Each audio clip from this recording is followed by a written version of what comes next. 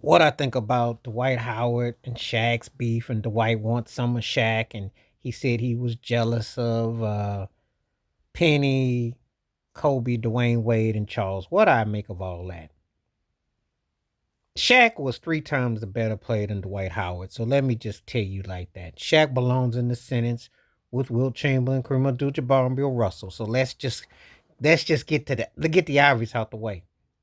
Dwight is an underachiever. It's funny how some people always used to always say that about Shaq. Shaq won 4 rings, went to 6 finals. Dwight Howard got him a ring, 2 finals, but he borderline top 75 player. You can make that argument, but at the way end of it. Shaq's a top 10 player, anywhere from 5 to 7 all time. Dwight Howard's more like 68 to 73, if we're being kind, and that's it. Underachieved. Should have been the David Robinson of his generation if he ever had a low post game. He cried a lot. He was considered soft. In fact, Kobe said because of he appreciated Shaq after dealing with Dwight Howard because Dwight was considered like a bummy player who cried and smiled and grinned and was soft and was made fun of. And that's the thing, that's the lineage, that's the carryover. I think that Shaq always upset because he felt Dwight got the Superman logo and all this because he did half as much, which he did. Dwight was made up into something that he really wasn't.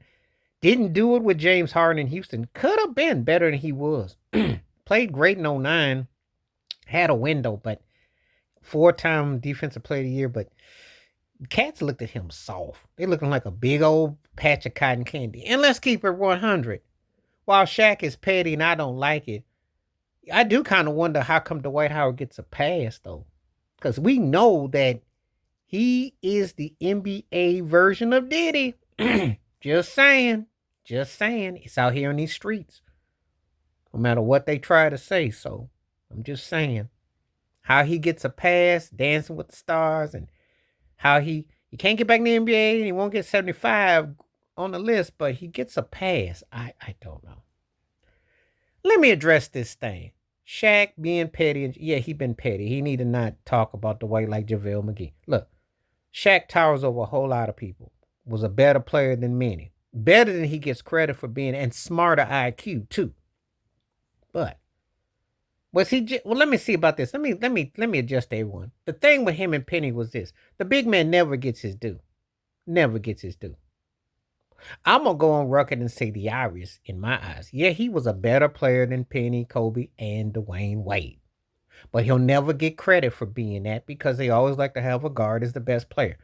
Penny was those guys who probably would have been the best suited for him had they won. It didn't happen. And Penny's alter ego, little Penny, was only big because of Chris Rock. Penny was never as big as the alter ego. That's just a fact. Talented dude, but kind of a square. Talented dude, kind of a square. Never had that it. Talented on the court, no personality. Shaq had more personality. Then we get to LA. Kobe was coming into his own, had brandy, came from high school. He had that smile, had that crossover cachet. Now, Phil Jackson said it was Shaq's team. And it was. They don't win those chips if Shaq don't be Shaq. That's a fact. So it was a big man, small man, greatest 1-2 combo, etc., etc. Now, Kobe was big. When Kobe caught that case and everything, he snitched out on Shaq. Shaq had to bite his tongue because it could have been really, really something. Of course, he wanted to get traded. And there was tension and all the other stuff that was around. But again, envy was there because he saw the kid coming into his own. Understandable. And they went with the younger guy, the company man, company time. They patched things up. Okay. Those things happen, unfortunately. Went to Miami. He said it was D-Wade's team. We know Shaq was still running things to an extent, but D-Wade did carry him in the finals, And I don't know how things went. I know Shaq always felt like he was feeling like being the big guy. He was always seen like, because he was the first mega star big, okay? That's what people fail to forget. Not Wilt, not Bill Russell for all them rings and success. Not Kareem Abdul-Jabbar for all the skyhook and the diamonds from college, high school, and the pros. Nope, nope, nope. Airplane don't count. And karate with Bruce Lee don't count. And Wilt and all the women don't count. Bill Russell, all the rings and sports commentating and everything don't count. Shaq was the first big man that crossed over in ways to pave the way for Dwight Howard. Dwight Howard and a lot of them that come out after owe Shaq a debt of gratitude. Because if you're a big man that gets commercial appeal, you owe Shaquille O'Neal more than anybody. Because big black centers didn't get the kind of crossover appeal Shaq did with the shoes, with the rap career, with the movie career, with the endorsements. Are you kidding me? So I understand that. Now, the Charles Barkley thing, yeah, because Charles towers over him on the network. Charles Barkley is one of the best players I ever saw. And if Charles had had the work ethic of Karl Malone, the dedication to the body, and the dedication to playing like Tim Duncan, we'd be looking at Charles Barkley as a top 6 or 7 player ever. And he'd be right there with Shaq. They really would be a 1-2 punch because star power and greatness, but he didn't have it. But what he didn't match Shaq with on the court, he sure as heck towers over him as a commentator. Look, I like Shaq, does good on there, but he ain't no Charles Barkley. Charles Barkley is one of the reasons why there's a Shannon Sharp. I tell it all the time. There was no, it's basic and fundamental, but it's the way that Barkley hits. You can't teach it. He took the barbershop lingo and ran with it. So there is envy, and you would always know when Shaq gets petty about his 4 rings and how he comes back. And I have been critical of Shaq being petty. I think he need to been let it go because of the Kobe's passing didn't change you, and there's no hope for you. And Shaq's just an old frat boy who's still trying to have some fun and still drive one-liners and bully and scaring tactics. But you in corporate America, yo. You can't be doing that kind of stuff. And it gets old and it's played. And it shows that you haven't really developed more wisdom to where you should be.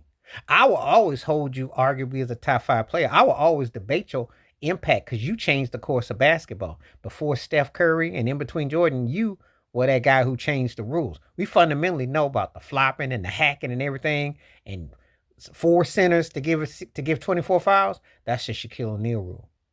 The zoning, the everything. Give him his due. He didn't he did the thing. But the pettiness part I never could stand. And in light of everything that happened with Kobe, man, you need to move on. And leave Dwight alone. As far as, unless of course Dwight talks about you personally, then you got free reign. Because like I said before, I don't know how Dwight gets over, but he's got some kind of PR appeal. I don't know. But talking about him personally is just tiring. I don't even want to talk about Dwight Howard no more. It's tiring and it's old. And Shaq's better than that. He should be better than that. Your bank accounts are different. Your impact is different. And it's nothing to talk about. You know, really, as far as I'm concerned, it's not even up for discussion. It really ain't. Because, you know, you talking about a guy who's a top 4 center as opposed to a guy who's in the top 4, is in the 14th slot, 11 to 14th slot. Big difference. So don't stoop to that level, Shaq. It's bad. But him saying that you jealous of people, there's envy. But so are you, Dwight. So are you.